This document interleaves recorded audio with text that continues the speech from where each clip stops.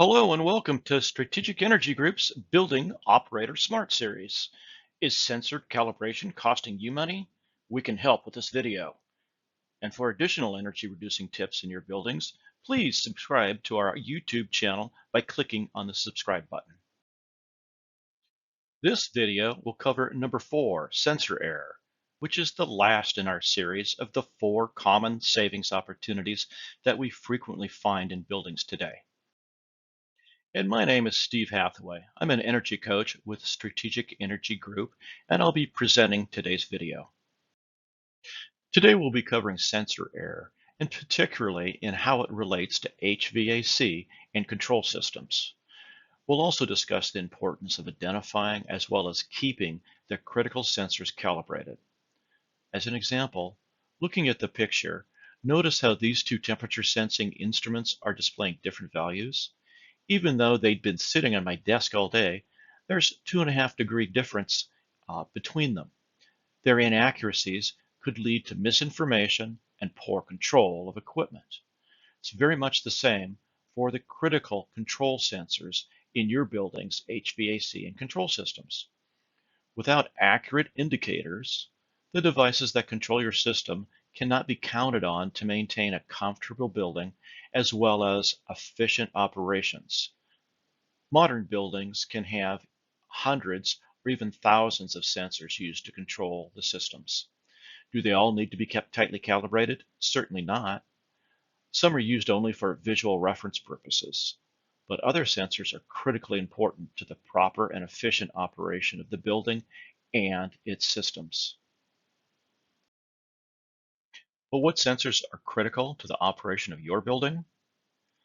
Essentially, the critical sensors are any sensor used in the control sequences of the major HVAC equipment. Although modern DDC control sensors tend to be much more stable and require less maintenance than older controls such as pneumatics, that doesn't mean that they can be considered hands-off and not need periodic checks as well as calibrations. But which control sensors must be calibrated versus which ones are not so important? This is why it's important to get an understanding of what the critical control sensors are for your building and to be able to identify them so that they can be properly maintained. Out of calibration sensors not only drive up comfort complaints as well as energy consumption, but they can lead to operator confusion, which can lead to system overrides and a resulting domino effect of inefficiencies throughout your systems. So when talking about critical control sensors, calibration is definitely required. Let's go back to our air handler from an earlier video. Remember how we used the temperatures to troubleshoot? Those same temperatures are critical for the proper control of the air handler. At a very minimum, the air handler's critical sensors will typically include the following: the outside air sensor, the return air temperature sensor, the supply air temperature sensor, oftentimes even the mixed air temperature sensor. And then even the local zone stat temperatures can be considered critical sensors, since they're oftentimes used as the main heating and cooling comfort and load indicators, ultimately driving air handler supply air temperatures warmer or cooler. And they may also be used for indicating a need for additional staging capacity of the heating systems or cooling systems.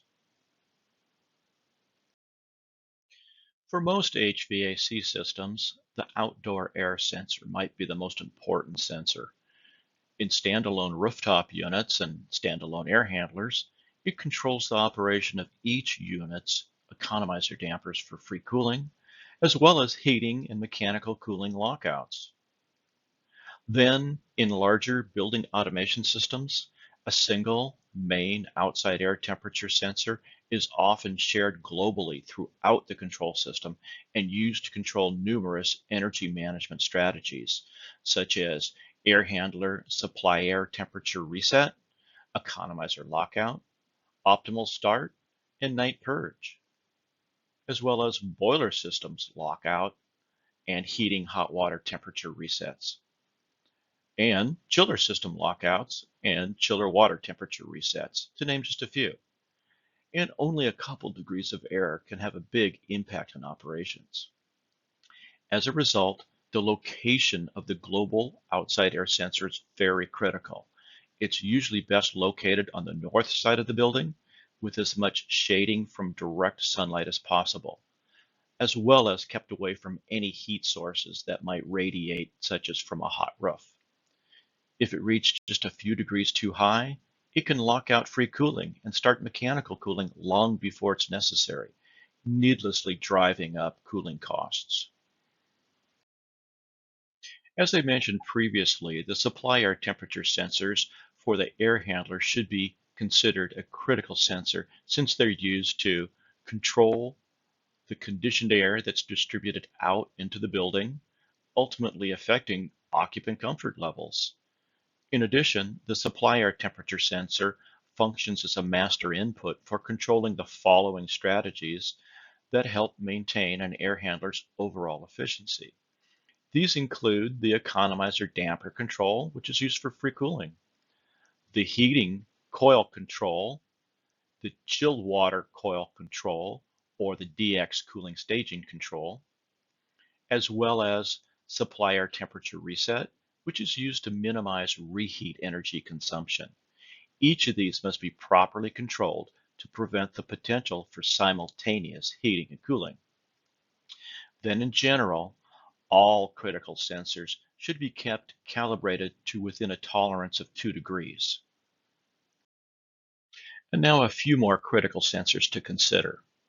The heating hot water sensors are used for hydronic heating and boiler system control. Problems associated with heating hot water temperature sensor air could include working the boiler harder than necessary. This likely means more heat is lost up the boiler stack as it runs harder than needed.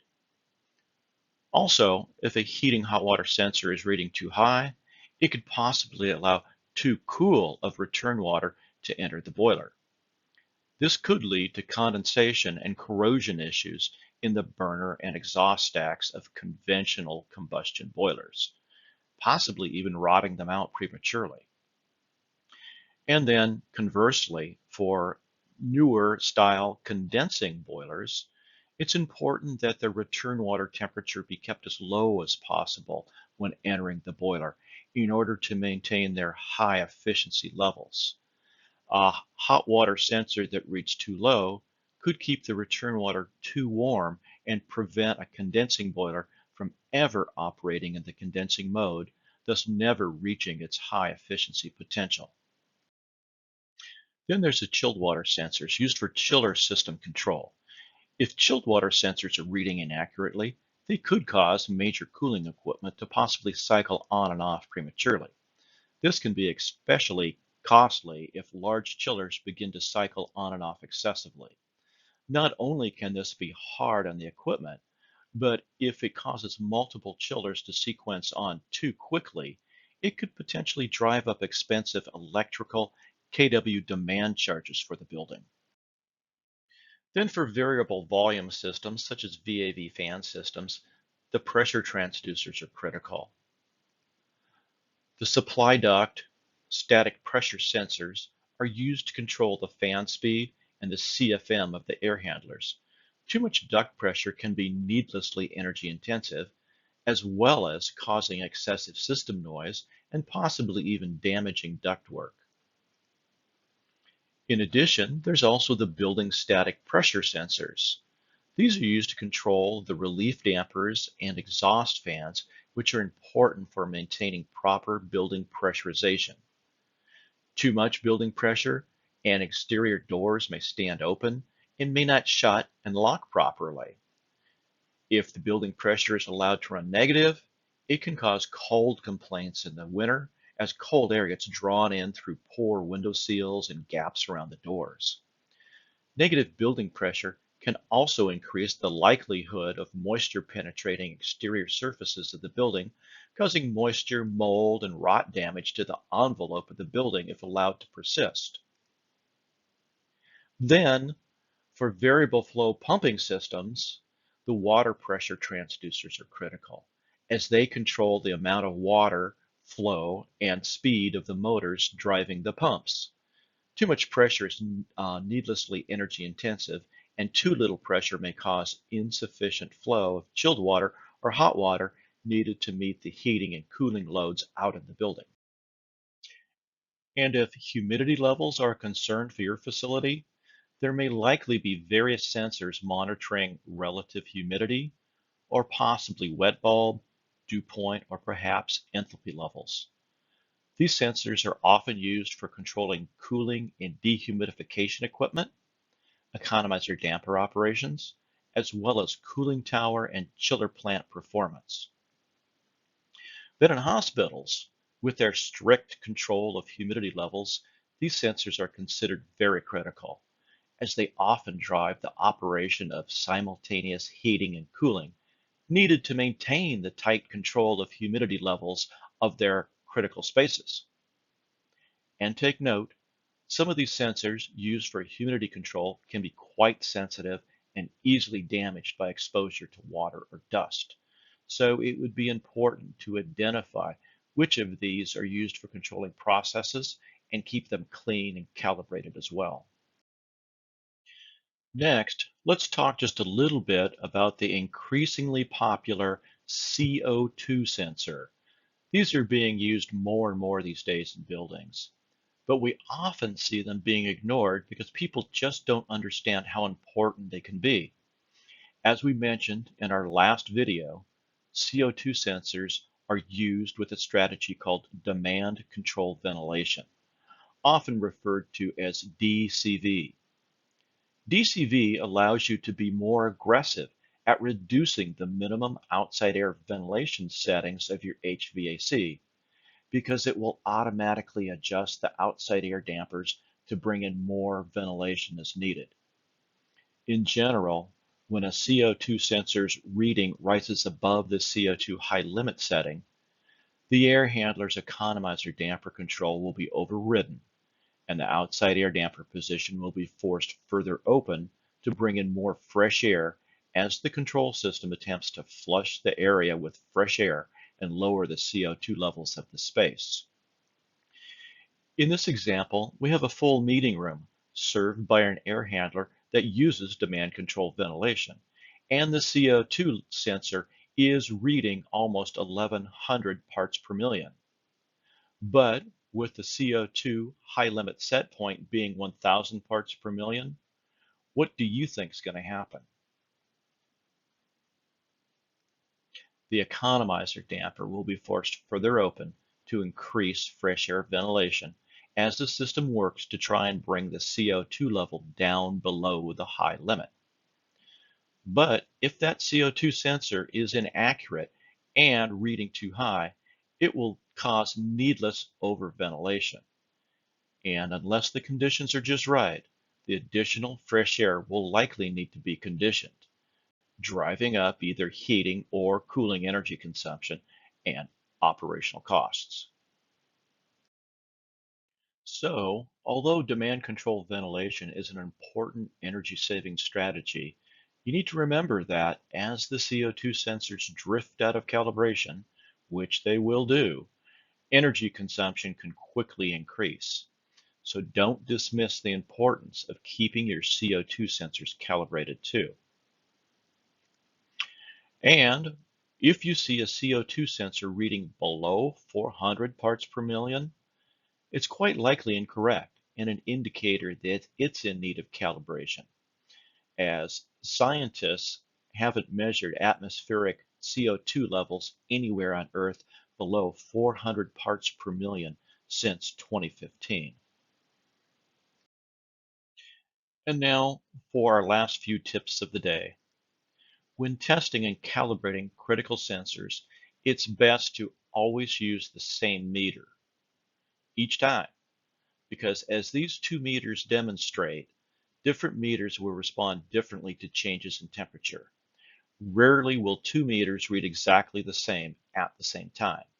So using different meters each time can actually induce more error, as well as adding confusion and more work. And of course, it only makes sense that the reference meter used for checking calibration also needs to be calibrated regularly to make sure it remains accurate, because using uncalibrated meters will just end up inducing more error into the system, causing more headaches and poor building performance. Hopefully you're getting the point by now. Calibration of critical control sensors is very important to maintaining a properly performing and efficient building. We highly recommend checking the accuracy of all critical sensors at least once per year, or when you suspect calibration has drifted 2 degrees or more. And then having a comprehensive preventive maintenance plan, which includes pre-scheduled calibration intervals and work orders with task lists, along with documented standard operating procedures for doing these tasks, is an important step in making your building a high-performing building. This concludes our series of videos on the 4 common opportunities often found in buildings today. Thank you for joining us, and hopefully you found them worth your time and maybe even learned something new about the many no-cost, low-cost energy savings opportunities that can be found in your buildings. And remember, for additional energy savings tips for your buildings, please subscribe to our YouTube channel by clicking the subscribe button.